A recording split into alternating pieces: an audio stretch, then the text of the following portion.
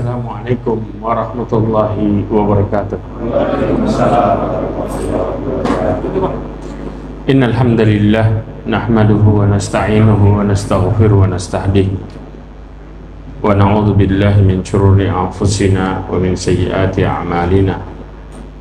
May yahdihillahu fahuwal muhtadi wa may yudlil falan tajida lahu waliyyan mursyida.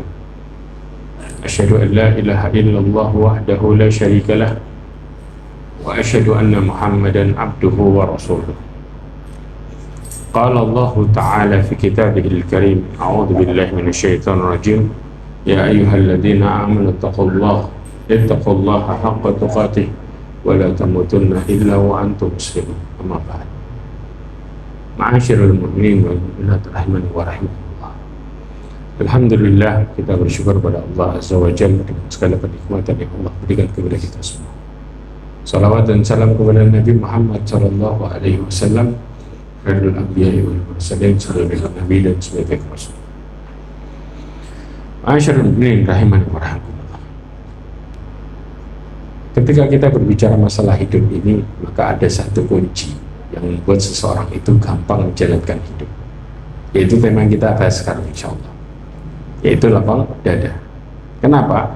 Karena lapang dada ini disebutkan oleh Syekh Abdul Razak Muslim Abad, artinya adalah rasa puas hati disertai dengan tenang, ya. Kemudian hilangnya rasa tidak nyaman. Kemudian apa? Hilangnya masalah hati, serta terus-menerus merasa bahagia dalam kehidupan yang mulia dan baik. Kita kalau bicara kayak gini, maka kita bicara seakan-akan apa? Orang dalam posisi di sumber kebahagiaan. Kalau Allah kasih kita lapang dada, maka Allah kasih kita sumber kebahagiaan. Itu prinsipnya, ya. Karena orang yang bisa menjalankan hidup ini baik ketika dia menghadapi cobaan hidup atau menghadapi susah senangnya hidup, mereka bisa memanfaatkan hidup dengan baik. Mereka yang sama Allah SWT diberikan lapang dada. Bahkan Nabi Musa ketika diperintahkan menghadapi Fir'aun, yang dimana notabene-nya Fir'aun merupakan orang yang sangat sombong, angkuh, penuh tipu daya, berbagai macam keburukan yang terjadi. Maka Nabi Musa pun berdoa, ya. Apa doanya? Nabi Musa berdoa, Rabbi syrahli sadri. Ini merupakan permintaan pertamanya Nabi Musa. Karena seseorang tidak akan pernah mudah menghadapi seluruh urusan kalau Allah tidak lapangkan dadanya. Jelas? Doanya pertama kali apa? Rabbi syrahli sadri. Baru yang kedua, wa yassirli amri. Ya. Ini yang menjadi titik berat. Makanya, ya, di mana Nabi Musa meminta lapang dada supaya bisa menunaikan tugas yang diperintahkan oleh Allah Subhanahu wa Ta'ala. Jadi pada dasarnya, ya, seseorang bisa menjalankan perintah Allah dan menjauhi larangannya, kuncinya di mana? Allah berikan kelapangan di dadanya. Sebagaimana dikatakan oleh Imam Katsir di dalam tafsirnya. Kemudian juga Allah Subhanahu wa Ta'ala ketika memerintahkan Rasulullah SAW untuk berdakwah di tengah himpitan, maka Allah Subhanahu wa Ta'ala menjelaskan tentang lapang dada. Perhatikan, Allah katakan alam nasrah laka sadrak. Bukankah kami telah melapangkan dadamu wahai Muhammad? Ketika Allah melapangkan dada Rasulullah, maka Allah menjadikan syariat Allah mudah dijalankan oleh Nabi Muhammad SAW. Jadi kunci kemudahan terletak di mana? Hati kita. Kalau Allah lapangkan hati kita, maka Allah akan mudahkan semuanya. Tapi kalau hati kita sempit, semudah apapun perintah Allah, semua akan jadi berat. Jelas prinsipnya. Tapi banyak di antara kita yang nggak sadar untuk minta ini. Yang kita minta apa? Ya Allah mudahkan urusan saya. Tapi nggak pernah minta, ya Allah lapangkan hati saya. Padahal kuncinya di situ sebenarnya. Nah, Sekarang seseorang nggak mungkin bisa memperoleh ya kedudukan yang ya serta menjalankan sebaik-baiknya. Komitmennya apa? Ketika mereka menjalankannya, maka dia akan diberikan oleh Allah kelapangan dada sesuai dengan apa yang dia perbuat. Jadi pada dasarnya dada kita luas dan sempit tergantung sikap kita kepada Allah. Ketika kita semakin dekat, maka dada kita akan semakin luas. Ketika kita semakin jauh, maka dada kita akan semakin sempit. Nah, sekarang kita berbicara, kalau sebab nanti kita akan berbicara, ada 10 poin yang bisa mendatangkan kelapangan dada. Mungkin kita nggak bahas semua 10 poin itu ya. Kita bicara sebab dulu, sebab besar. Sebab besar seseorang bisa lapang dada, yang pertama adalah petunjuk dari Allah Subhanahu wa Ta'ala dan pertolongan. Kalau orang nggak dikasih petunjuk, nggak mungkin dia bisa lapang dada. Jelas prinsip ini? Sebagaimana Allah Subhanahu wa Ta'ala berfirman, fa'akim wajhaka lid-dini hanifa fitratallahi allati fataran nasa 'alaiha la tabdila li khalqillah. Ini dia kuncinya di sini. Ya, sesungguhnya fitrah Allah yang telah menciptakan manusia di atas fitrah. Syekh Abdurrahman bin Nasir As-Sa'di mengatakan Allah menjadikan pada akal manusia cenderung menganggap perbuatan baik adalah kebenaran. Jelas? Dan menganggap perbuatan buruk adalah kebatilan. Makanya manusia ketika melakukan ketaatan, maka dirinya cenderung tenang atau gelisah. Kalau benar, tenang. Sehingga orang yang diberikan lapang dada oleh Allah, dia akan cenderung untuk melakukan kebaikan dan benci terhadap keburukan. Itu otomatis. Tapi kalau sikap kita sebaliknya, berarti dada kita lapang atau sempit? Selesai. Paham? Ya. Jadi sikap sebaliknya menunjukkan bahwa hati seseorang bermasalah.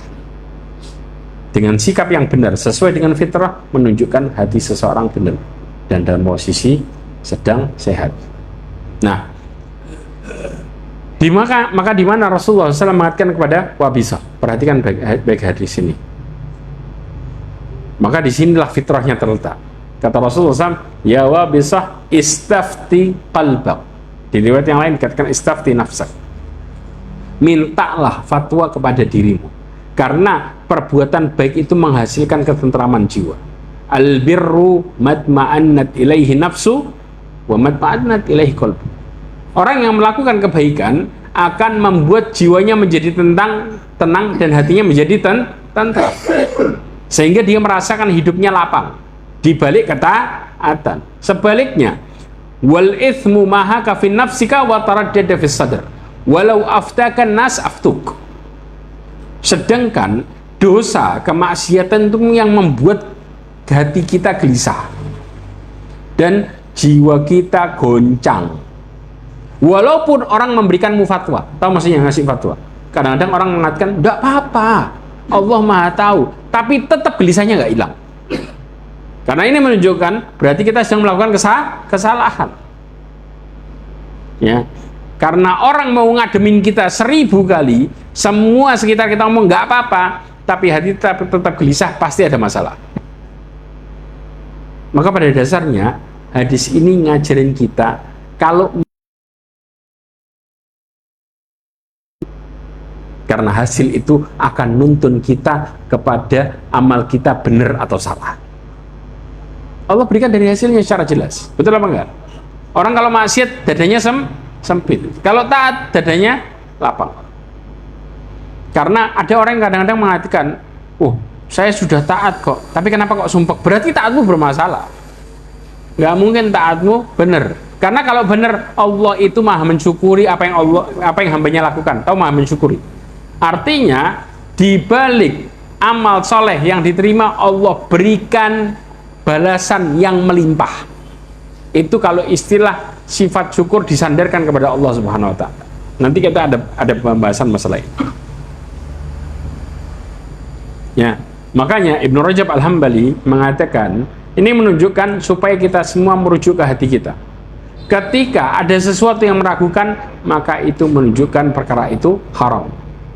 Ya, ketika jiwa tenang, maka itu menunjukkan halal dan baik. Ketika gelisah, maka itu merupakan dosa dan kemaksiatan. Yang kedua, bahwa kelapangan itu muncul dalam ketaatan kepada Allah Subhanahu wa taala. Ya, sebagaimana Allah mengatakan, "Famay yuridillahu ayyahdiyahu yashrah sadrahu lil Islam." Di dalam surat Al-An'am ayat 125.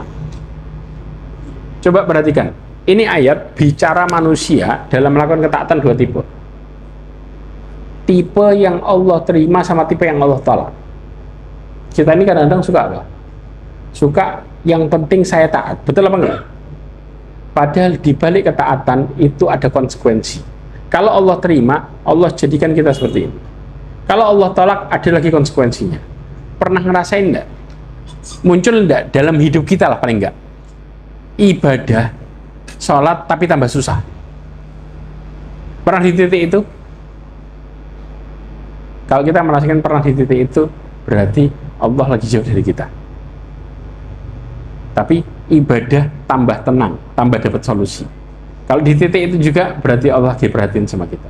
Jadi perhatian Allah kepada hambanya dan tidaknya dilihat dari hasil ibadahnya. Perhatikan baik-baik. Yang pertama, Allah mengatakan, "Famay yuridillah ayyahdiyahu yashrah sadrahu lil Islam." Barang siapa yang Allah kehendaki kepadanya hidayah, maka Allah akan lapangkan dadanya menerima Islam. Sering kita mengatakan lapang dada menerima Islam. Apa maksudnya? Al-Imam Ibnu Katsir mengatakan dalam tafsir surat ini bahwa Allah memberikan 3 hal, tahapan. Yang pertama, Allah buat dia menerima aturan Islam dulu. 1. Jelas? Karena manusia nggak mungkin mengerjakan sebelum dia aturan Islam, tebang pilih, yang ini iya, yang ini nggak bakal kita bisa tenang ngejalan. Mustahil. Tapi kalau kita mulai menerima total, makanya kadang-kadang berapa banyak orang Islam mengatakan orang Islam ini masih banyak perlu diislamkan lagi. Betul nggak? Karena pada dasarnya dalam menjalankan ibadah masih tebang pilih. Yang ini saya bisa, yang ini nanti dulu. Prinsip itu yang membuat kita berat untuk jalan. Tapi ketika kita mengatakan bahwa semua perintah Allah mudah ketika Allah nolong kita, baru Allah akan buat kita nerima Islam. Jelas? Yang kedua, Allah akan memberikan kita semangat buat ngelakuinnya. Yang ngasih semangat siapa? Allah, bukan diri kita. Karena manusia ketika beribadah mengandalkan dirinya dan nggak minta tolong sama Allah, justru mereka akan berat ibadahnya. Pegang ini. Ya, pertolongan Allah datang ketika hambanya minta kepada Allah. Sedangkan sebaliknya, ketika Allah hinakan seorang hamba, maka Allah buat dia berusaha sendiri. Berusaha sendiri. Makanya sering ketika kita mulai lupa sama Allah dan mulai berusaha sendiri, ujung-ujungnya baik atau buruk? Terang-terangan aja, baik atau buruk? Nggak ada kebaikan sama sekali di situ. Tidak ada kebaikan, mustahil. Coba silahkan lakuin sendiri. Setiap yang kita nggak minta tolong sama Allah berakhir dengan keburukan, semua. Jelas? Jadi pada dasarnya hidup kita kenapa menemui jalan buntu? Karena selama ini kita berusaha sendiri. Begitu balik, baru pertolongan datang. Ya. Yang ketiga, dalam Allah melapangkan dada, Allah buat dia konsisten dalam menjalaninya, yaitu istiqomah. Jelas tahapannya? Yang pertama menerima Islam dulu, yang kedua diberikan semangat, yang ketiga konsisten dalam menjalankannya. Inilah ciri-ciri orang yang di lapangan dadanya menerima Islam. Nah, sebaliknya bagaimana? Wa may yurid ayyudillahu, perhatikan, yaj'al sadrahu dayyiqan haraja. Barang siapa yang Allah kehendaki kepadanya kesesatan, ciri-cirinya 2 hal ini. Allah akan jadikan dadanya sesek sempit. Ka'annama yas'adu fis sama. Ini perumpamaan yang jelas banget. Seperti orang daki ke langit. Tahu maksudnya apa? fisiknya ibadah, fisiknya, tapi hatinya ingkar sama Allah. Secara fisik dia sholat, tapi hatinya bukan untuk Allah SWT. Berarti kayak orang deketi langit, deketi Allah secara fisik. Artinya apa? Kelihatan naik ke atas. Kita kalau naik ke atas, ya kira-kira gimana rasanya? Naik gunung tambah tinggi, sudah capek, napasnya enak nggak? Tambah sesak. Berarti semakin kita ibadah secara fisik, hati dan hasil hidup kita semakin berantakan. Ibadahmu siksaan hidupmu, istilahnya. Terjadi nggak? Berapa banyak orang habis emosi sama orang, sholat, pulang tambah emosi. Berarti ibadahnya solusi atau tambahin masalah? Nambahin masalah. Karena Allah mengatakan di akhir ayat, kadzalika yaj'alullahu rijsa 'alal ladzina la yu'minun. Begitulah kami siksa orang yang nggak beriman. Mereka taat secara fisiknya, tapi hatinya bukan buat Allah. Sehingga Allah jadikan ibadahnya, hasilnya justru tambah membuat hidupnya tambah berantakan dan berat. Ini contoh yang paling gampang apa? Sebelum sholat kita maksiat, gimana rasanya sholatnya? Imam baca alif lam mim, mulai makmumnya gremeng. Kenapa? Ujungnya di mana? Kapan selesainya? Betul apa enggak? Padahal yang kita hadapin, kalau ditanya siapa yang kau hadapin? Allah. Siapa yang memberikanmu jaminan hidup? Allah. Begitu ngadepin Allah, kita merasa berat. Kenapa? Karena sebelumnya engkau berkhianat sama Allah SWT. Maka Allah buat sholatmu siksaan hidup. Ini realita yang terjadi, yang selama ini kadang-kadang kita suka tanya. Nah, Bapak Ibu, ada hal yang kita harus pahami dalam konteks masalah ini. Kita ini kadang-kadang suka meremehkan hati sumpek. Betul apa enggak? Dengan mengatakan, saya kalau sumpek Allah biasa, wajar. Sumpek itu enggak wajar. Perhatikan perkataan Ibnu Qayyim Al-Jauzi. Kita kalau tahu begitu sumpek, kalau kita enggak cepat balik, masalah. Kata Ibnu Qayyim Al-Jauzi, halul abad fil qabr kahalul qalb fis sadr. Keadaan seorang hamba di kuburannya seperti keadaan hati di dalam dadanya. Kira-kira kalau hati kita sumpek, kuburan kita sempit. Jadi Allah nggambarin kelak di akhirat sebagaimana Allah nggambarin di hatinya. Persis blok.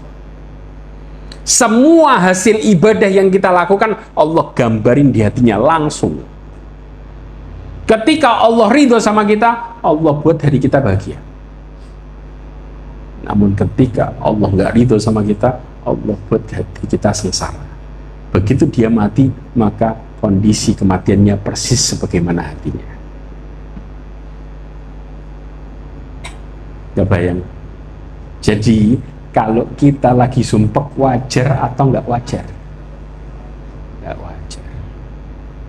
Jangan biarin perasaan itu dimana kita nganggap sepele, karena itulah gambaran bagaimana penilaian Allah ke hambanya.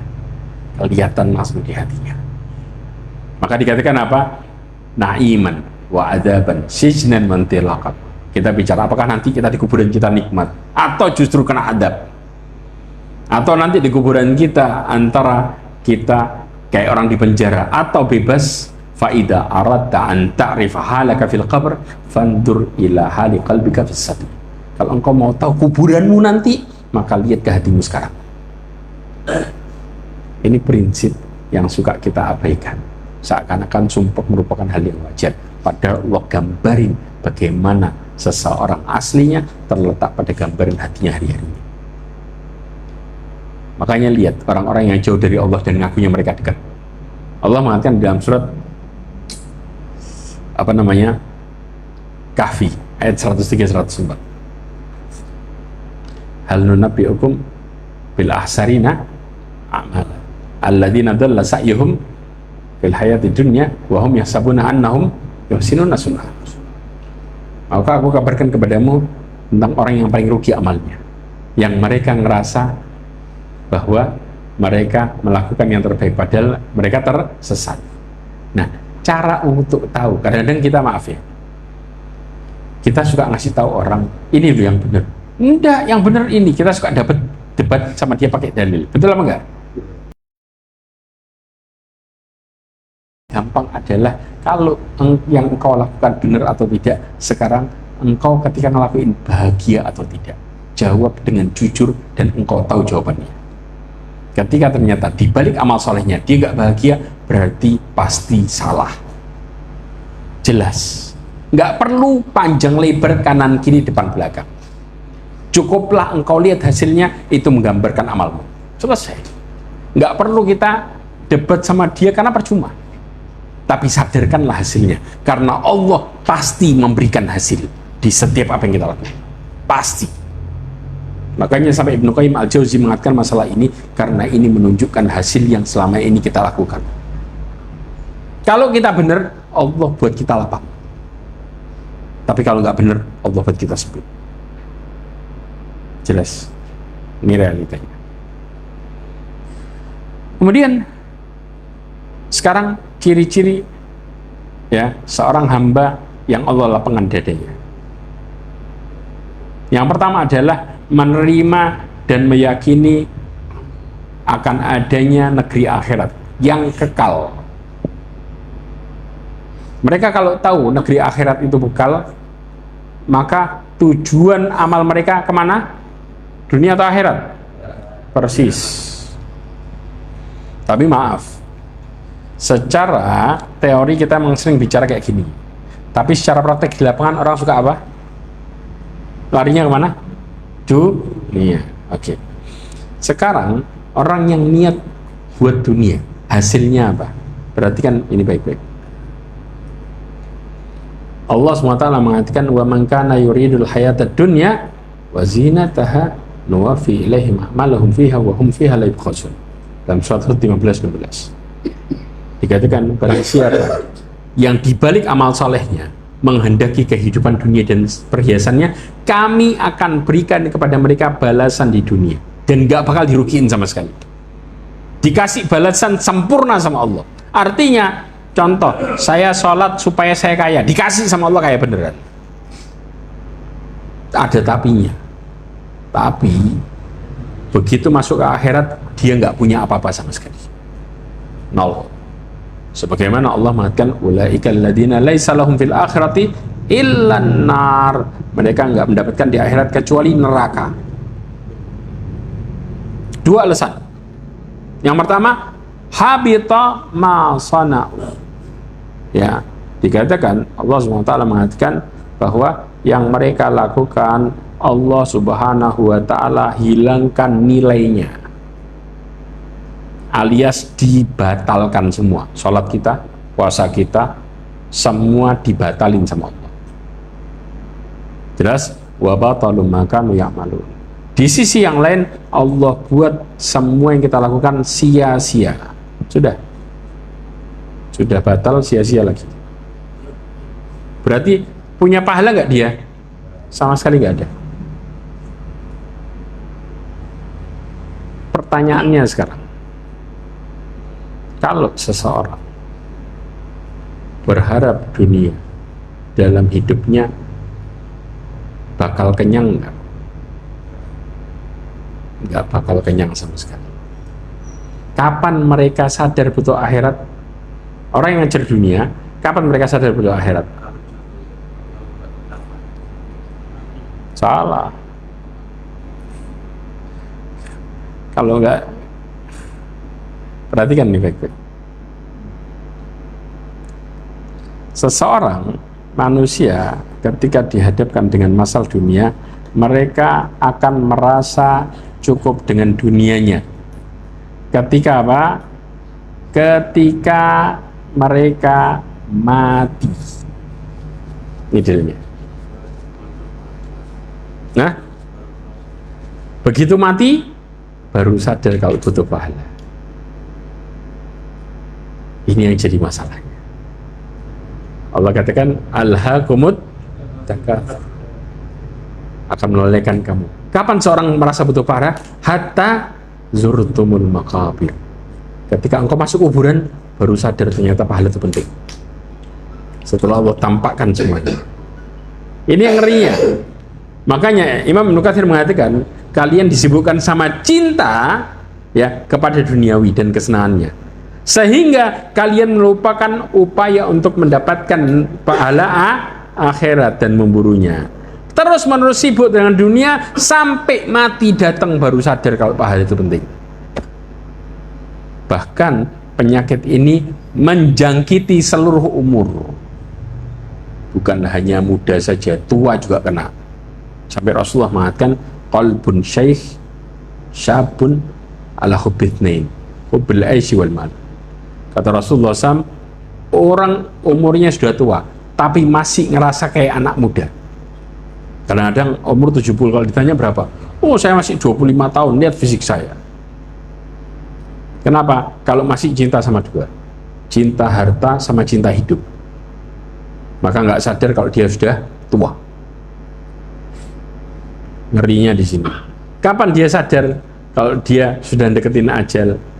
Ketika nyawanya dicabut baru sadar kalau dia putus sama pahala. Ini ngerinya. Karena kadang-kadang kalau orang sudah jatuh, sih penasaran, lanjut lagi, ngejar lagi, tambah besar. Berarti pertanyaannya sekarang yang kedua, siapa yang paling ambisius ngejar harta? Orang kaya atau miskin? Tambah kaya tambah ambisius. Ya, ini yang orang yang tadi ambisius, mereka bakal jadi orang yang dolim. Mereka kadang-kadang, saya nanti kalau punya harta banyak bakal sedekah. Betul apa enggak? Jawabannya belum tentu. Ini dalilnya. Allah katakan, kalla innal insana layadgha. Allah katakan, ketahuilah manusia itu bakal berbuat dolim. Kapan? Ar-ra'ahu istaghna.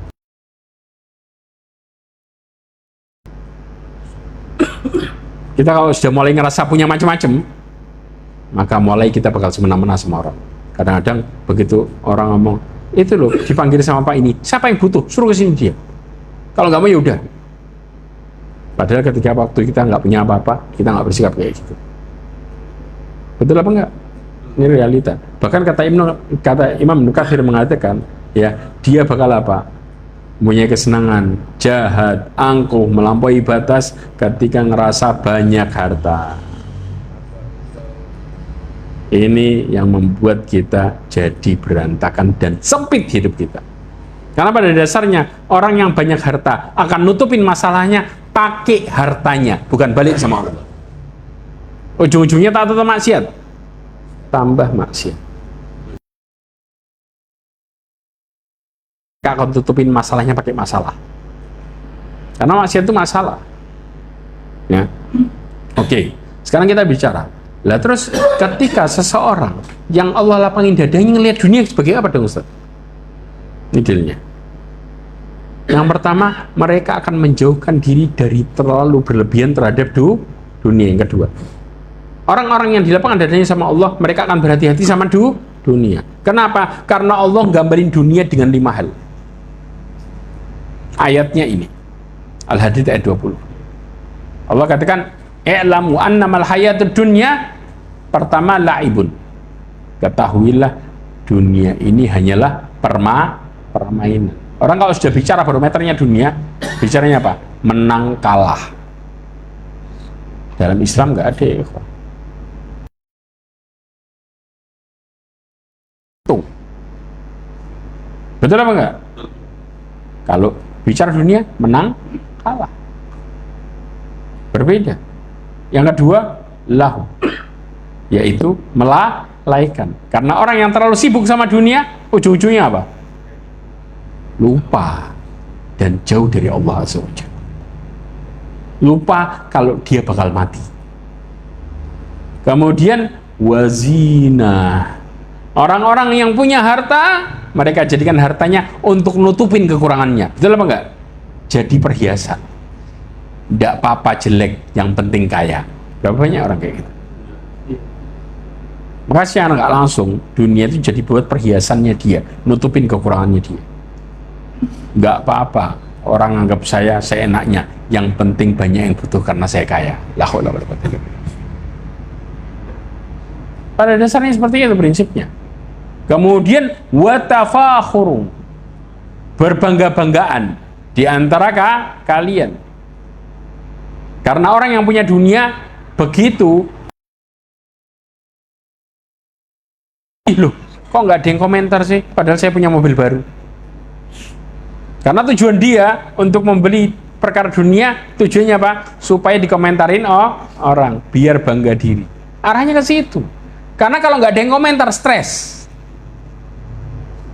Ya, karena kadang-kadang orang beli sesuatu bukan untuk kebutuhan, tapi untuk gaya hidup.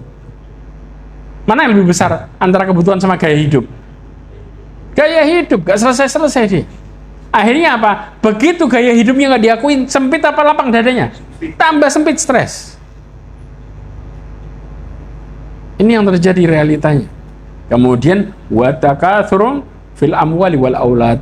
Sering kita kalau ngobrol sama teman, pertanyaannya nggak keluar dari dua ini. Apa kerjaanmu sekarang? Berapa anakmu? Udah muter di situ terus. Ya, dan anakmu sudah bisa apa? Karena orang itu banyak-banyakan harta sama anak. Begitu punya anak banyak, masya Allah ya, banyak anaknya.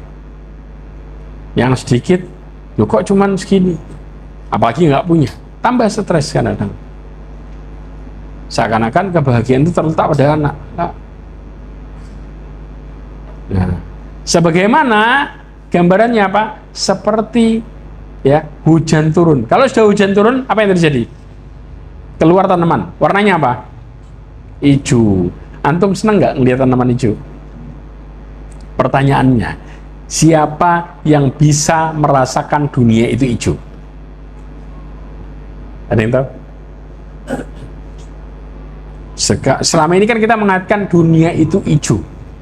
Pertanyaannya, siapa yang bisa ngerasain dunia hijau?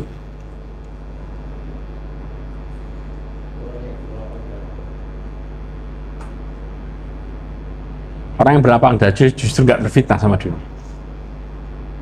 Kembali.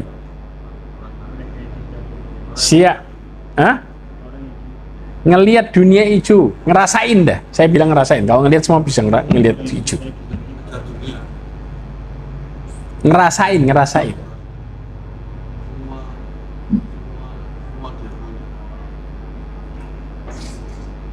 Perhatikan konsep ini baik-baik.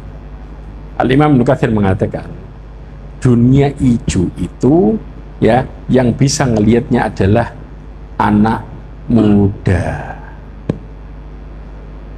Antum kalau sudah anak muda, makan ada pantangan nggak? Bisa menikmatin semua nggak? Kira-kira ada berpikir ini nanti boleh ini enggak? Anak muda gitu nggak? Kebanyakan mereka bisa melakukan. Kenapa? Karena di posisi fit-fitnya. Coba kalau sudah umur 40 ke atas, mulai makanan ada filternya, matanya punya filter, ini banyak kolesterol, tidak bisa, ini asam urat, tidak bisa, ini gula darahnya tinggi nanti, tidak bisa. Betul apa enggak? Kalau sudah anak muda mulai tumbuh dewasa, mulai tua, nah ini bisa nggak orang tua nikmatin dunia hijau? Tak bisa, pantangan kanan kiri. Nah, kadang-kadang ini nggak boleh, ini nggak boleh, ujung-ujungnya makan tahu tempe. Padahal dia punya harta, betul nggak? Bisa menikmati?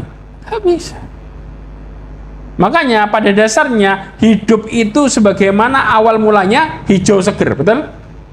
Kemudian mulai kuning, kemudian kering, hancur. Itu hidup kita. Itu dunia yang selama ini kita ngelihat orang ngelihat hijau. Hijau hanya di awal. Engkau bisa menikmati dunia itu hanya di awal. Setelahnya engkau mulai berkurang kenikmatan yang kau rasakan.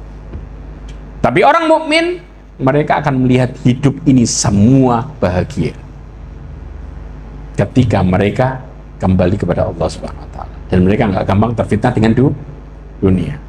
Jelas? Kemudian yang berikutnya adalah menyiapkan diri untuk kematian. Mereka lah orang-orang yang Allah kasih lapang dadanya. Karena ma'asyiral mu'minin rahimani wa rahimakumullah. Orang yang semakin mengingat diri buat kematian, pada dasarnya mereka adalah orang yang mudah mengendalikan dirinya. Rasulullah SAW mengatakan dalam hadisnya, akhir dzikr hadamil ladat, perbanyaklah mengingat kematian. Kenapa? Inda qarahu fi dzikin wasa'a. Kalau dia mengingat kematian pada waktu lagi sempit, contoh kita lagi kena banyak masalah, sedih nggak hati kita? Sedih kan? Ngobatinnya buat kita merasa kita lapang, kita harus paham bahwa hidup ini ada ujungnya. Mulai hati kita luas gak? Setelah sadar kalau bakal mati, semua nggak bakal dibawa mati. Kita mulai lapang menerima kondisi. Jelas? Tapi inda karohwi sa'atin dayiqah, ketika dia mengingat hidup ini dalam posisi lapang, lagi senang, maka akan ngontrol kesenangan kita biar nggak loss. Oh iya, saya dikasih sama Allah, ini nikmat supaya saya bersyukur. Kenapa? Nanti bakal dipertanggung jawabkan. Itu prinsipnya. Nah, sekarang cara membuat supaya kita bisa muncul lapang dada perlahan. Kalau tadi ciri-cirinya, ya Allah berikan lapang dada, ciri-ciri besarnya. Sekarang secara detailnya. Yang pertama adalah dengan kita ya membangun keikhlasan kepada Allah dalam semua hal. Kalau kita nggak bisa membangun keikhlasan, nggak mungkin kita bisa lapang hati. Kenapa? Orang yang paling simpel hidupnya, mereka yang yakin sama Allah. Dah. Disebutkan oleh Imam Qayyim Al-Jauzi, fa'adamu asbab syarh sadr at-tauhid. Penyebab terbesar orang mendapatkan kelapangan dada adalah tauhid. Mereka meyakini bahwa Allah Subhanahu wa Ta'ala satu-satunya yang bisa membuat ini, dan Allah yang berkehendak terhadap segala sesuatu. Faham? Berarti kalau kita mau lapang, kita baliknya cuma kemana? Ke Allah, tanpa nolak. Saya sering ceritakan, tanya tentang seseorang dalam dalam berdoa. Saya mau tanya sama semuanya, kita kalau doa kena masalah, selama ini doanya minta solusi langsung atau ngungkapin masalahnya? Solusi apa masalah? Solusi. Ini benar apa salah? Ini salah. Kenapa salah? Ini loh dalilnya. Coba perhatikan baik-baik.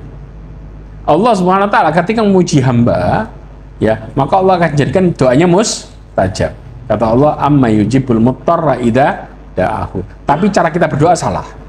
Kenapa? Syekh Abdurrahman Ibn Nasir As-Sa'di mengatakan bahwa disunnahkan ketika berdoa menjelaskan masalahnya dulu. Loh, kan Allah Maha tahu. Disebutkan kan, meskipun Allah tahu, karena Allah kepingin lihat hasilnya dari ngungkapin masalah. Apa hasilnya? Allah senang melihat hambanya yang merendahkan diri dan merasa lemah di hadapan Allah. Tujuannya itu. Begitu kita ngerasa bahwa Allah satu-satunya solusi kita, maka kita ungkapin masalahnya, di situ kita benar-benar ngerasa butuh sama Allah. Betul apa enggak? Coba, sikapnya sama apa beda? Antara orang yang minta solusi langsung sama curhat. Sama apa beda? Beda jauh. Mana yang lebih menghargai permintaannya? Yang curhat dulu apa yang langsung minta solusi? Persis. Maka dari sini, keyakinannya sama Allah terbangun semakin kuat ketika mereka kembali kepada Allah dalam kondisi apapun. Terutama ketika menghadapi masalah, mereka curhat dulu. Selama ini curhatnya kita sama siapa? Sama manusia. Pilih kanan kiri. Betul apa enggak? Yang berakhir kepada kekecewaan. Kita curhat 100 kali sama teman, jawabannya apa? Sabar sama saya doakan. Hah? Intinya larinya ke situ terus. Dan senang disebutin kayak gitu. Kenapa? Lego. Lebih lego mana antum curhat sama Allah? Ketika kita curhat sama Allah, Allah langsung kasih solusi. Betul apa enggak? Dibuat tenang. Kalau antum curhat sama teman, bisa tenang? Kadang-kadang teman suudon sama kita, ngomong apa? Kayaknya dirimu itu ya jauh dari keberuntungan, hidupmu pembawa sial kayaknya. Tambah suudon sama Allah, betul apa enggak? Karena orang main tebak-tebakan, asal jawab. Apalagi yang kita curhatin jengkel sama kita. Alah, wajahmu ini wajah-wajah sial. Mau dapat keberuntungan dari mana? Kadang-kadang. Tambah sakit hati kita. Ya Allah, bener ya. Berarti saya ini sial. Berarti Allah itu, nggak seneng sama saya. Waduh, digoreng kita. Betul apa enggak? Akhirnya tambah yakin nggak sama Allah? Tambah jauh. Ya. Kemudian juga hati-hati sama bisikan hati. Karena setan ngerusak keyakinan kita dari bisikan hati. Contoh, kena masalah. Ada temen yang kita percaya, ya, kita kerja sama dia. Begitu dapat hasil, kita ditipu. Mulai muncul macam-macam. Kayaknya dari awal sudah direncanain. Kayaknya orang itu sudah nggak suka sama kamu. Kayaknya dia iri. Kayaknya terus. Betul apa enggak? Akhirnya kita tambah ringan atau tambah berat? Tambah berat. Kadang-kadang saya kasih contoh. Ada yang kasus tambah ringan tapi ngelihatnya tambah berat. Ibu-ibu nih. Ibu-ibu pulang ke rumah ngelihat anaknya rewel nangis gara-gara lapar.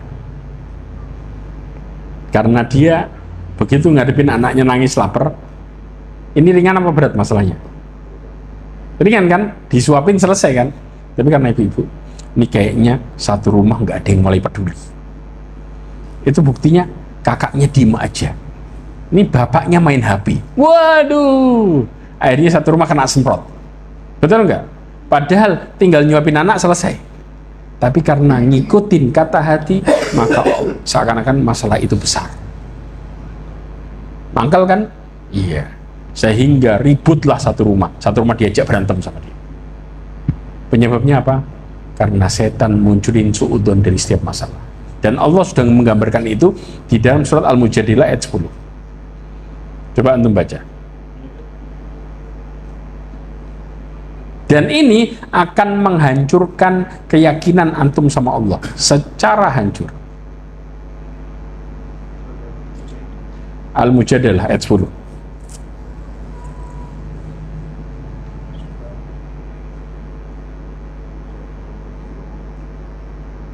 Dapat.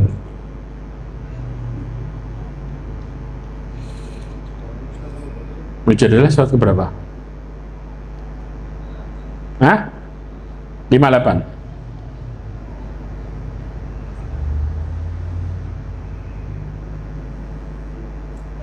Iya.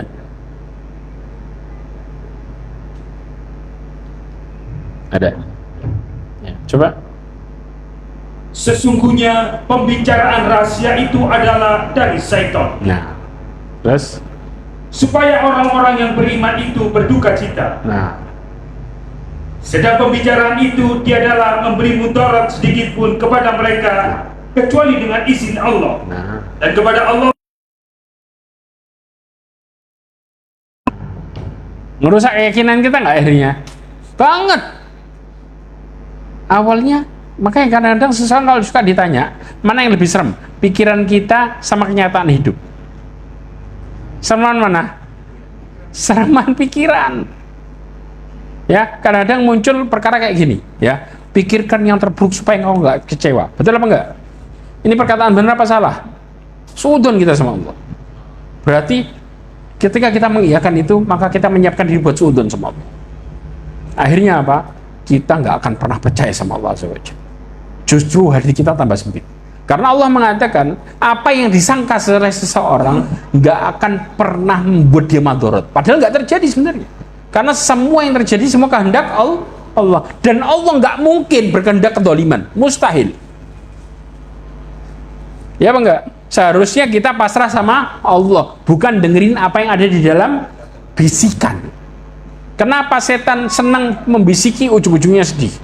Kata Ibnu Qayyim, supaya memberhentikan kita dari aktivitas dan kebiasaan baik. Karena orang kalau sudah sedih, nggak nafsu ngapa-ngapain. Betul? Akhirnya hidupnya tidak manfaat, selesai. Itu yang membuat akhirnya hidup kita tambah sempit. Tapi ketika kita yakin sama Allah dan menepis semua yang dikatakan, dibisikkan hati, maka kita akan merasakan hidup yang sebenarnya. Jelas?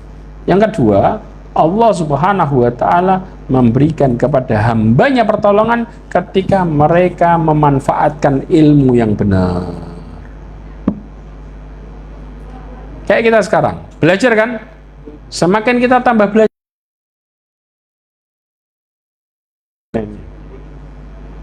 ya, makanya saya kasih poin-poinnya ini.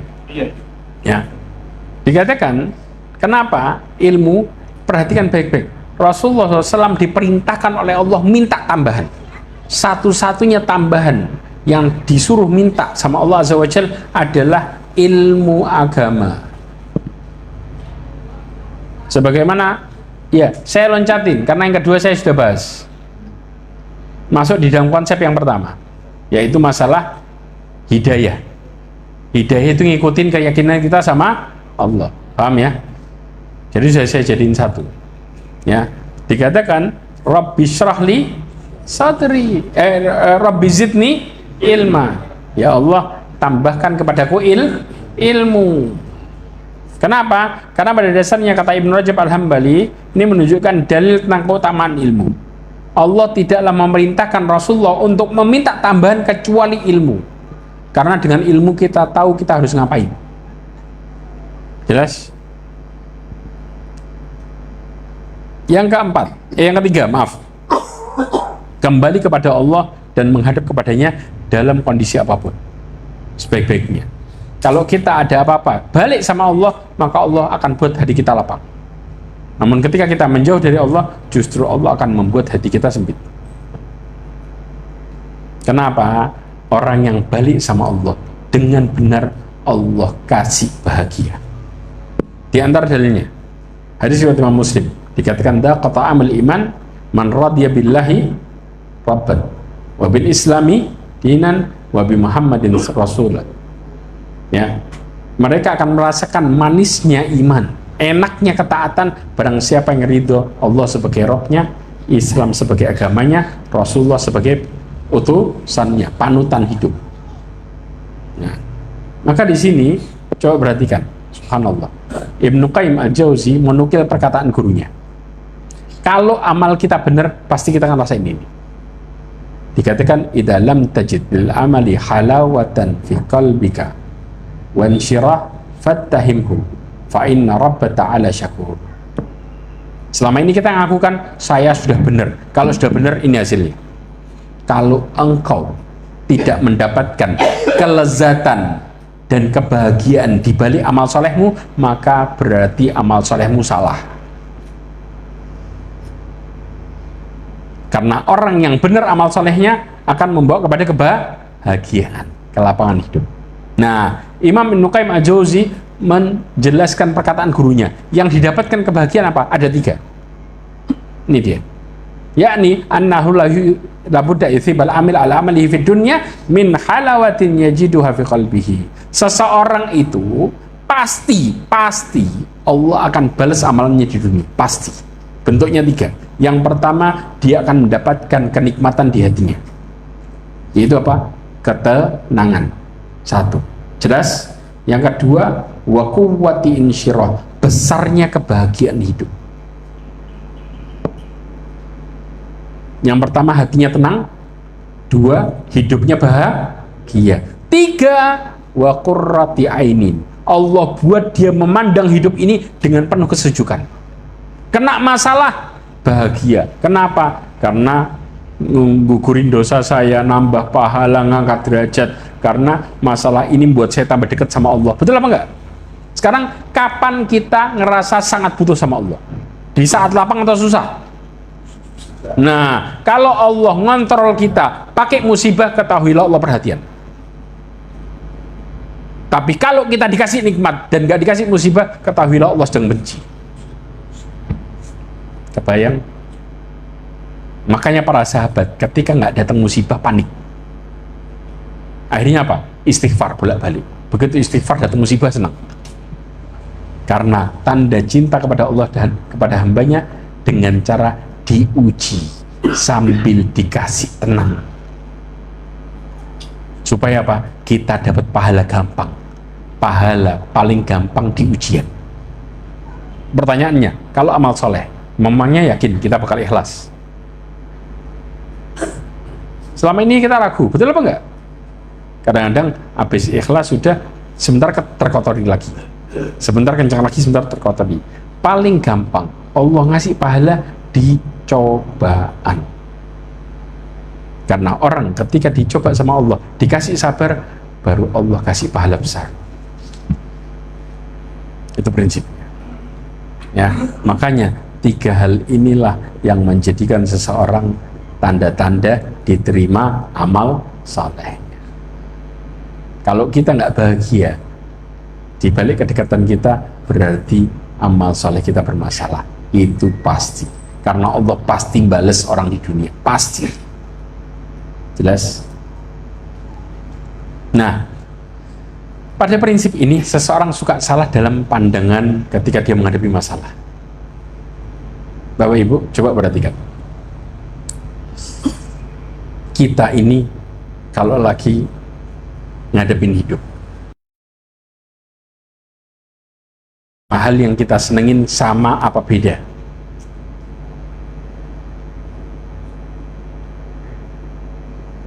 Hal yang buat kita bahagia sama yang kita senengin sama apa beda? Ada yang ngomong sama? Tapi kita bedakan secara teori, tapi kenyataannya kita suka ngomong sama. Contoh, pada waktu kita stres, kita suka ngelakuin apa? Kesukaan. Betul apa enggak? Contoh, kita senang makan. Kalau stres, kita larinya kemana? Makan. Berarti kita menyamakan antara yang buat kita bahagia sama yang buat kita senang. Betul apa enggak? Padahal ini 2 hal yang berbeda kan? Makanya selama ini kenapa hidup kita kayak orang jalan buntu? Karena kita menyamakan 2 hal yang berbeda. Setiap kita susah, cari kesenangan. Padahal yang buat kita bahagia bukan kesenangan kita. Makanya Rasulullah perhatikan, mengatakan apa? Hubbiba ilayya minad dunya an-nisa wati.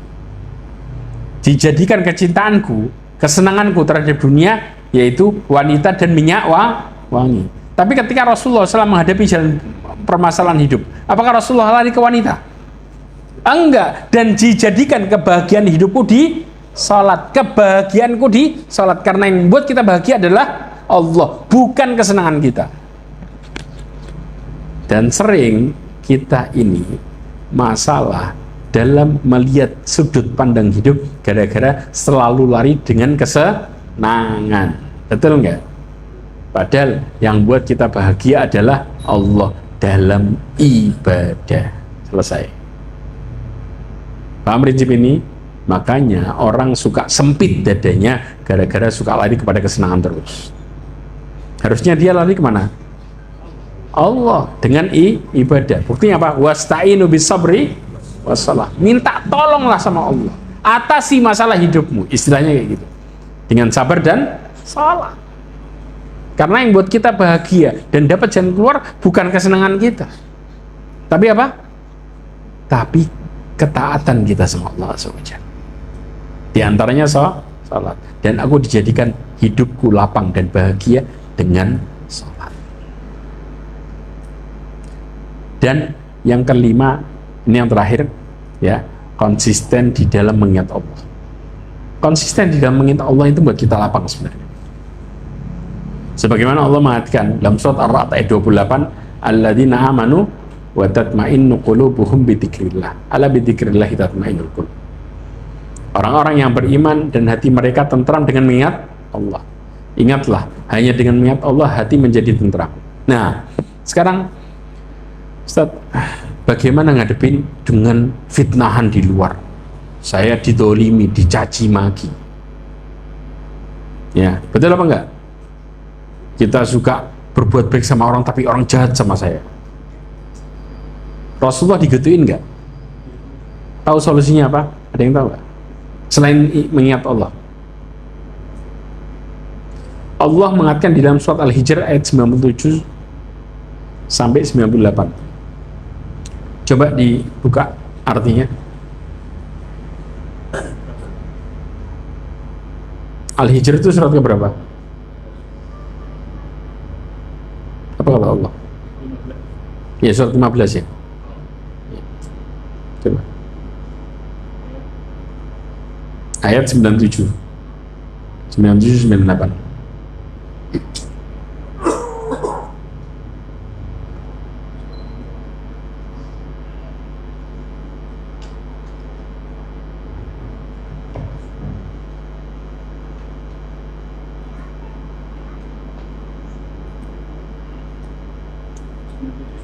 Ya. Dan kami sungguh-sungguh mengetahui bahwa dadamu menjadi sempit disebabkan apa yang mereka ucapkan. Berhenti. Yang diucapkan sama siapa? Kafir Quraisy. Bagaimana mereka menghina Rasulullah, memfitnah, mencaci maki, betul apa enggak? Nah, Allah ngasih solusinya di 98 apa?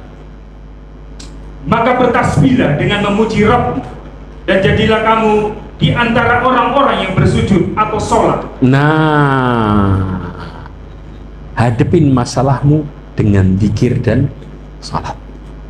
Kenapa? Syekh Abdurrahman bin Nasir As-Sa'di mengatakan, perbanyaklah berzikir kepada Allah, ya, bertasbih kepadanya, serta memuji Allah dan laksanakan salat. Karena apa? Karena semua itu akan meluaskan dadamu, melapangkan hidupmu, serta membantumu menjalankan semua urusan. Paham di sini? Jadi solusinya jelas kan? Makanya coba kita lihat di bulan Ramadan kita rajin ibadah, betul enggak? Susah enggak hati kita? Susah enggak? Enggak. Kita ada menghadapi macam-macam, tenang malah.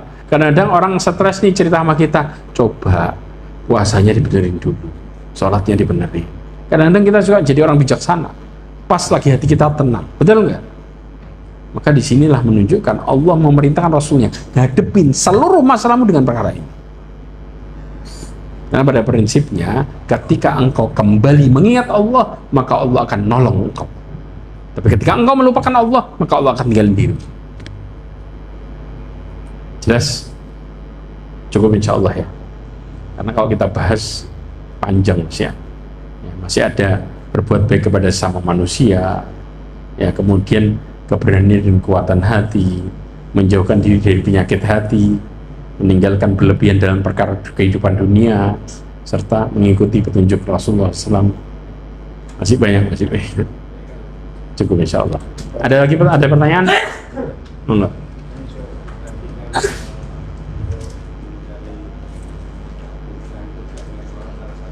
Iya.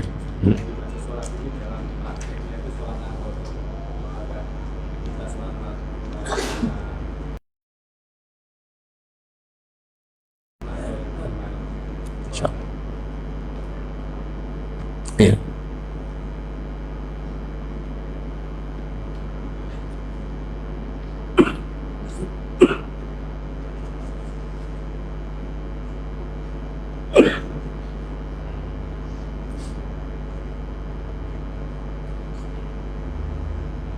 Salat yang dimaksud adalah pertama salat 5 waktu. Bentar. Ini prinsip dalam kita deketin Allah.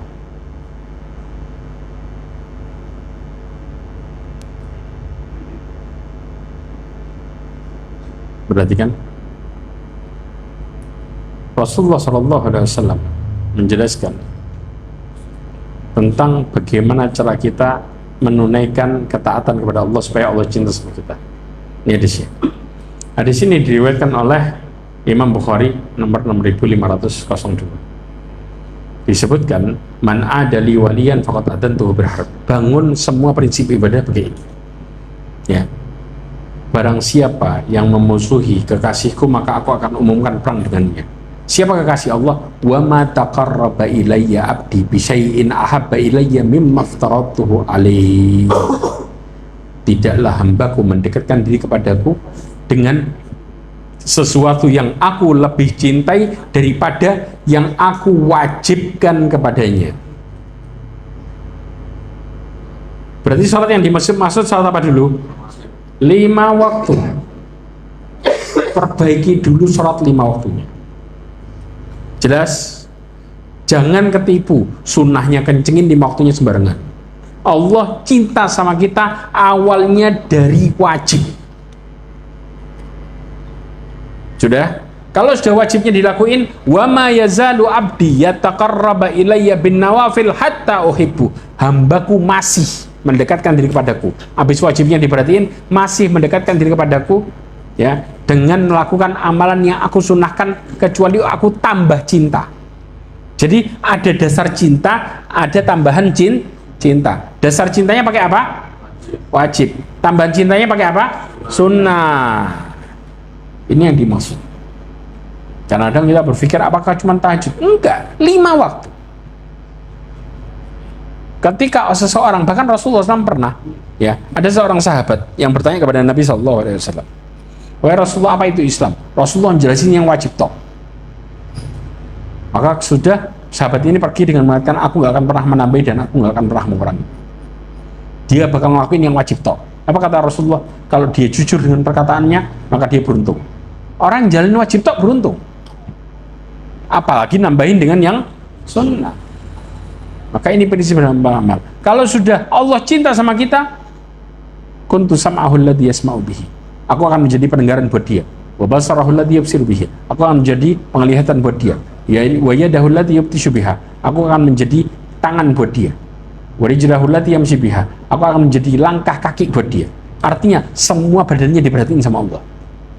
Dijauhkan dari perkara yang haram. Ya ikhwah, yang buat orang istiqomah bukan karena hebatnya dia, tapi terkadang karena Allah nutup kesempatan dia buat maksiat. Faham? Ketika Allah nolong hambanya, maka kesempatan maksiatnya dihilangin sama Allah. Setiap mau belok ditutup, mau belok ditutup. Karena ingat, jiwa kita ada 2 sisi, baik buruk. Setiap kita melakukan ketaatan, kadang-kadang ada niat buruk. Betul apa enggak? Yang terbesit itu jelas, pasti. Tapi cara Allah membuat dia istiqomah, kesempatan buruknya dihilangin. Kalau Allah sudah nolong dia, makanya apa? Wala ini wa in sa'alani la'utiyanna. Kalau dia minta sama aku, pasti aku akan kasih. Bahkan permintaannya diatur sama Allah Azza wa Jalla. Permintaan yang buat dia bisa istiqomah. Subhanallah. Jelas? Dengan cara mulailah dari yang wajib. Ada lagi pertanyaan? Oh, ini ada nih.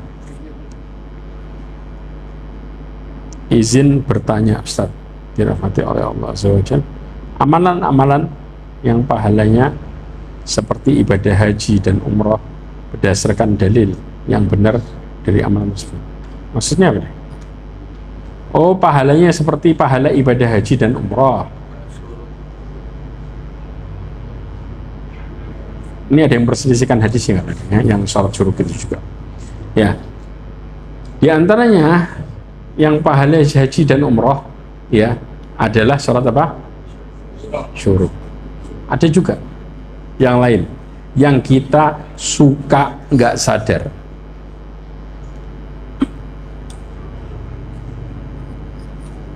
Ada yang tahu apa?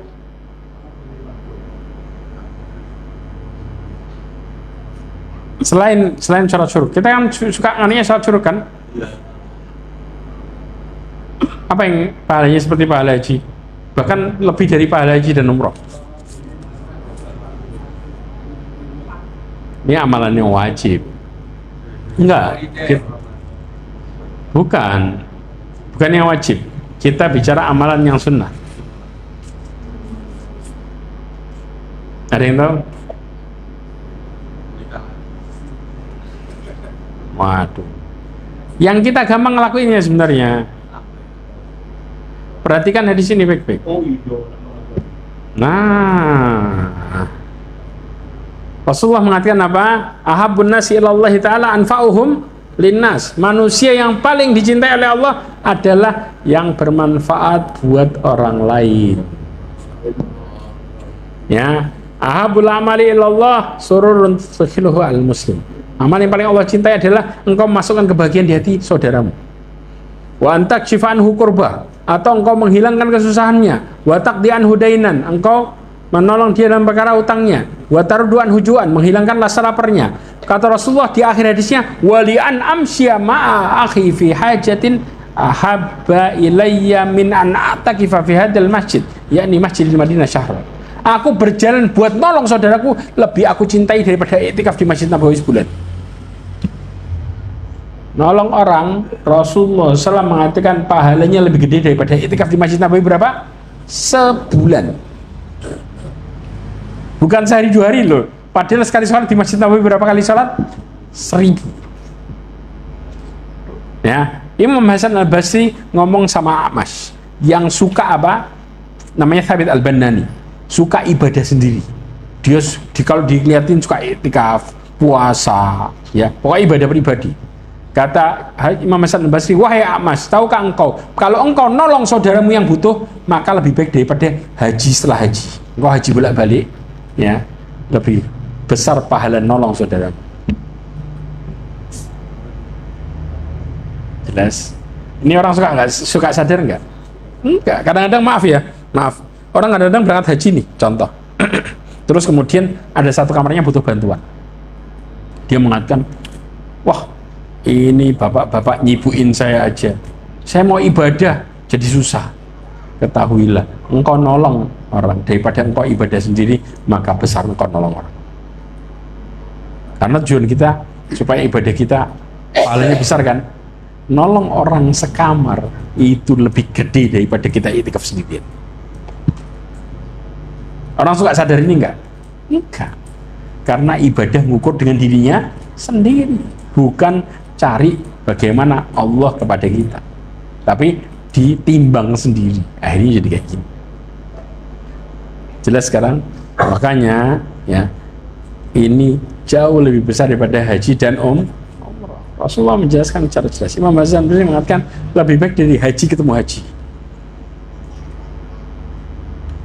Jelas? Cukup, insya Allah. Ada lagi pertanyaan? Ya, silakan. Dalam pembahasan diri apa yang Allah amalkan ada. Iya. Ada dalilnya di Bagus.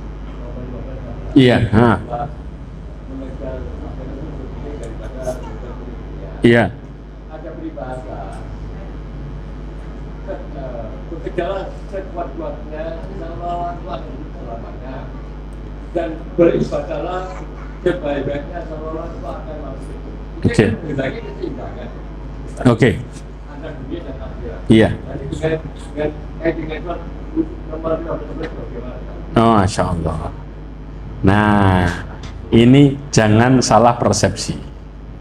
Rasulullah SAW mengatakan, ini yang dimaksud. Hadis ini sejalan sama yang tadi. Aduh. Nih, hadis riwayat Imam Ahmad. Rasulullah mengatakan, man ahabbad dunya adarra bi akhiratihi. Barang siapa yang terlalu cinta terhadap dunia, maka akan memudaratkan akhiratnya. Betul? Wa man ahabbad dunya wa man ahabba akhiratahu adarra bi dunya. Barang siapa yang terlalu cinta terhadap akhiratnya akan memudaratkan dunianya. Jelas? Tapi silahkan pasang niat yang benar, yaitu fa'athiru ma yabqa ala ma yafna. Dulukan negeri akhirat daripada negeri yang hancur. Jadi prinsipnya engkau dulukan, tujuanmu pasang buat akhirat, tapi engkau sambil jalanin dunia. Itu prinsip yang benar. Karena yang dimaksud tadi yaitu mereka tidak terlalu ngantuk terhadap dunia, yaitu tujuan amalnya buat akhirat. Engkau kerja buat akhirat, tetap jalanin dunianya, tapi dunia sebagai sarana menggapai akhirat. Prinsipnya itu. Maka dunia akhirat imbang. Tapi yang jadi permasalahan kalau niat kita dibalik. Saya menjalankan ya ibadah buat dunia. Karena Rasulullah ngasih efeknya semua. Perhatikan di sini. Riwayat Imam Tirmidzi ya, nomor 2465. Ini semua penjelasannya. Rasulullah mengatakan, "Man kanatil akhirati hammah." ja'alallahu ghinahu fi qalbi wa jama'a lahu syamlah wa atathu minad dunya wa hiya raghimah. Barang siapa tujuan utama hidupnya akhirat, dia kerja, dia ngapain, semua buat akhirat. Yang pertama, Allah akan buat dia merasa cukup di dalam hatinya. Jelas? Dibuat hatinya kaya, ngerasa apa yang Allah kasih, semua yang terbaik, paling enak, cukup, dan gak bingung. Jelas? Yang kedua, wa jama'u lahu syamlah, Allah menyatukan seluruh keinginannya. Dengan apa? Dengan cara Allah naungin di balik ridha Allah azza wajalla. Dibuat keinginannya semuanya baik. Jelas? Yang ketiga, kira-kira orang yang niat untuk akhirat didatengin dunia nggak? Kerja buat akhirat, ya, ibadah buat akhirat, semua buat akhirat. Datangkan dunia, dunianya datang, tapi dia tidak tunduk sama dunianya. Contoh kasus, dia lagi dagang di toko, tiba-tiba adzan, ada pembeli mau beli, sebentar ya, saya tak sholat dulu, kalau mau nunggu, kalau enggak cari toko sebelah. Kira-kira orang itu kalau Allah takdirkan untuk tetap beli di dia, nunggu gak orang itu? Persis. Ditutup tokonya, kenapa? Loh Ustaz, biar orang lain jaga, berarti dia egois, sholat sendiri sedangkan yang lain suruh jaga. Padahal ibadah kewajiban buat siapa? Semua. Maka ditutup tokonya. Subhanallah, banyak kayak gitu. Begitu dibuka ternyata orang sudah antri. Artinya datang dunia dan dia nggak bingung, tetap waktunya akhirat. Ini prinsip yang mahal. Tapi kalau tujuan utamanya dunia, perhatikan hasilnya. Wa man kanatid dunya hammah, barang siapa yang tujuan utamanya dunia, yang pertama, ya, ja'alallah faqrahu baina ini, Allah akan buat dia merasa tidak pernah cukup. Semua hasilnya semuanya nggak cukup. Antum mau berapa, dapat pun nominalnya, tetap semua nggak cukup. Jelas? Yang kedua, wa faraqa alaihi syamlah, Allah hancurkan tujuan hidupnya. Kesini salah, ke situ salah, semua nggak jelas. Yang ketiga, ini yang lebih mengerikan lagi, yang disebut mimpi buruk jadi kenyataan. Walam ya'tihi minad dunya illa ma qadara, dan diberikan dunia kecuali yang ditakdirkannya saja. Contoh, hari ini Allah takdirkan dia dapat 1 juta, cuman dapat takdir, tapi nggak dikasih tambahan keberkahan sama sekali, sehingga dia dapat sesuatu, muncul kebutuhan yang mendadak, yang menghabiskan semua yang dia dapetin. Enak nggak? Jelas. Makanya pada prinsipnya orang suka ngomong, Ustadz, orang muslim itu harus kaya. Betul. Tapi satu prinsip yang dia bisa menghadapi harta. Rasulullah mengatakan, la ba'sa bil ghina, nggak apa-apa jadi orang kaya. Limanit taqwa, bagi orang yang bertakwa kepada Allah SWT. Kalau kita nggak bertakwa sama Allah, kita lebih gampang terjerumus ke dalam fitnahnya daripada selamatnya. Jelas? Karena yang paling Rasulullah takutin dari kita bukan miskin, tapi kaya. Karena fitnah umat ini, kata Rasulullah, adalah harta. Kalau orang nggak taat sama Allah, mereka tidak bisa memanfaatkan apa yang Allah kasih. Jelas ini. Tapi ketika taat sama Allah, kita tahu kapan Allah kasih kita dan apa yang kita harus lakukan. Prinsip inilah yang terjadi bagi orang yang bertakwa. Tahu nggak para sahabat? Taruhlah kita sering dengar, oh barometer orang kaya Abdurrahman bin Auf. Yuk kita taruh Abdurrahman bin Auf. Abdurrahman bin Auf ketika dia dapat sesuatu, dia ambil yang cukup buat dia saat itu. Sisanya diapain? Dikeluarin semua. Loh, nggak takut tak? Besok bagaimana? Allah kasih rezeki tiap hari. Semakin kita nyimpen, semakin mental kita miskin. Betul nggak? Saya mau tanya, secara gampangnya, mana yang lebih gampang? Orang punya uang 5.000, diminta sama saudaranya 1.000, gara-gara butuh. Gampang nggak kita ngasih? Atau berat? Gampang kan? Orang punya uang 50 juta, diminta 10 juta. Kenapa susah? Sama nggak? Cuman beda 0 doang. Yang ngasih sama nggak? Kenapa kok tambah susah? Kalau yang ngasih nggak sama, baru lain cerita. Yang ngasih sama. Sama-sama siapa? Allah Azza wa Jalla. Dan Allah jamin rezeki orang tiap hari, bukan? Tiap hari. Kenapa orang susah? Karena mereka berpikir nanti dapat lagi dari mana. Mereka mulai lupa sama Allah Azza wa Jalla. Betul nggak? Maka pada dasarnya, semakin besar yang kita punya dan yang kita simpan, semakin akan membuat kita stres. Abdurrahman bin Auf itu dilepasin sisanya. Begitu dilepasin, besok datang lebih banyak lagi. Dilepasin lagi. Sampai di akhir hidupnya, gudangnya banyak emasnya. Yang belum sempat dibagi. Padahal bagi-bagi terus. Dan tahu nggak doanya Abdurrahman bin Auf pada waktu di Ka'bah tawaf? Ada seorang tabi'in dengerin doa orang apa? Dia berdoa, ya Allah, jauhkan aku dari sifat pelitnya jiwaku. Kata tabi'in ini gara-gara nggak ngeliat wajahnya, ini orang yang berdoa mesti pelit ini. Pelit ini. Subhanallah, begitu dilihat siapa, kaget dia. Ternyata yang berdoa Abdurrahman bin Auf. Orang yang tiap hari sedekah, doanya, ya Allah, jauhkan aku dari pelitnya jiwaku. Lah gimana kita yang masih maju mundur? Kebayang sekarang? Buktinya, sampai akhir hayatnya Allah kasih limpahan dan dikeluarin terus. Karena pada dasarnya orang mukmin yang cerdas, mereka akan memanfaatkan apa yang buat mereka bisa taat sama Allah. Contoh, rumah sederhana, kalau itu bisa buat istiqomah, mereka akan bertahan dengan itu. Nggak perlu digedein. Yang penting bisa ibadah dengan enak. Ini mukmin yang cerdas. Walaupun dia punya kelebihan harta, tapi harta itu dimanfaatin buat yang lainnya. Yaitu apa? Buat ketaatan yang lainnya, dikasih ke yang lain. Kenapa? Karena nggak bakal berkurang. Justru nambah manfaat buat dirinya dan manfaat buat sekitarnya. Dan ingat, para ulama mengatakan rizki Allah terburuk yang Allah kasih kepada hambanya harta, dan rizki Allah terbaik yang Allah kasih kepada hambanya sehat. Tapi secara kenyataan yang kita lihat yang terbaik yang mana? Harta. Yang kita lihat yang paling biasa apa? Sehat. Dibalik, pas COVID kita baru sadar sehat itu mahal. Betul apa enggak? Berapa banyak orang-orang yang kaya di atas kasur nggak bisa apa-apa, ternyata hartanya nggak bisa bela. Jelas prinsip ini. Jadi ya, silahkan untuk lakukan semua karena Allah, dan akhirat Allah jamin hidup kita total, dunia akhirat. Wallahu a'lam bishawab. Cukup insyaallah ya. Subhanakallahumma wa bihamdika asyhadu an la ilaha illa anta astaghfiruka wa atubu ilaik. Wa akhiru da'wana alhamdulillah. Assalamualaikum warahmatullahi wabarakatuh.